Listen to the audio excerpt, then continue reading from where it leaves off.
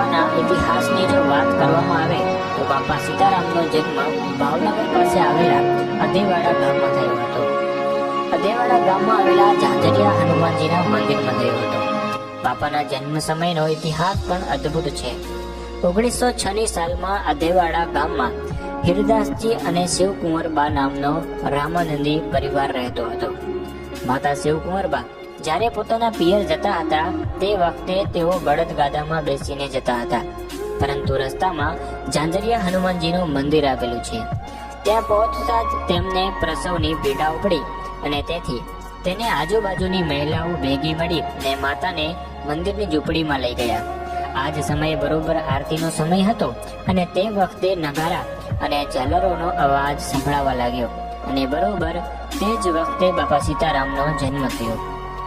મિત્રો, બાપા સીતારામનો પરિવાર રામાનંદી હોવાથી તેમનું નામ ભક્તિરામ રાખવામાં આવ્યું હતું. પરંતુ બાપામાં નાનપણથી ભક્તિ અને રાષ્ટ્રપ્રેમ હતો. બાપામાં સેવા ભાવના ગુણો હતા, સાથે માતા પિતાના સંસ્કાર પણ હતા અને સાથે ખૂબ જ પ્રભુ ભક્તિ પણ હતી.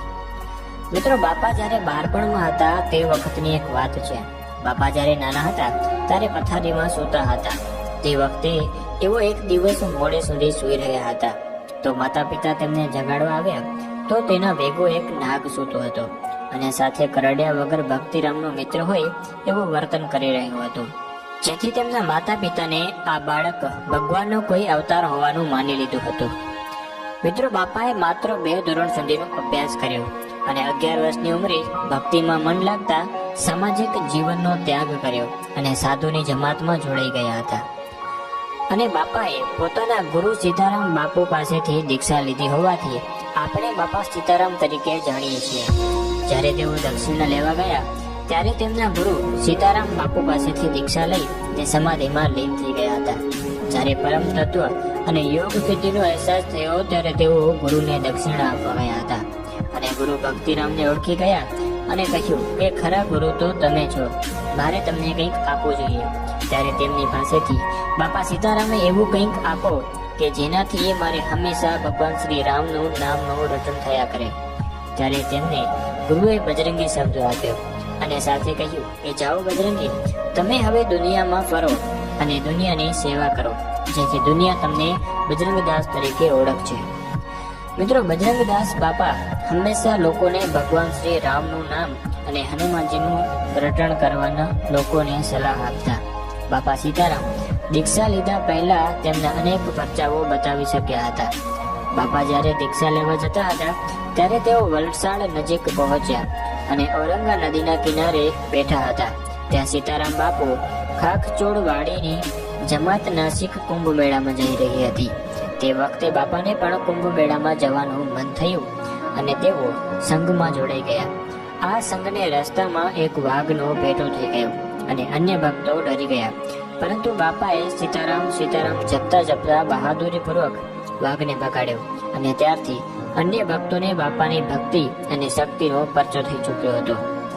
મિત્રો, આ પ્રભુ ભક્તિ જોઈને સીતારામ બાપુએ નાસિક જઈ ને ગોદાવરી નદીના કિનારે રાખનો બનાવેલો પિંડ બાપાના આખા શરીરે લગાવી લીધો અને બાપાને દીક્ષા આપી હતી. સીતારામ બાપુ પણ તહેરાબાઈ ત્યાગી અખાડામાં મહંત હતા, તેથી બાપાને પણ તહેરાબાઈ ત્યાગી ખાલસામાં દીક્ષા આપવામાં આવી હતી.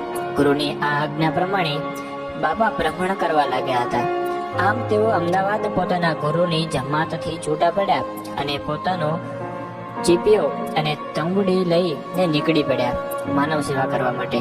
અનેક જગ્યાએ બાપાએ ધૂણીઓ દેખાવી હતી.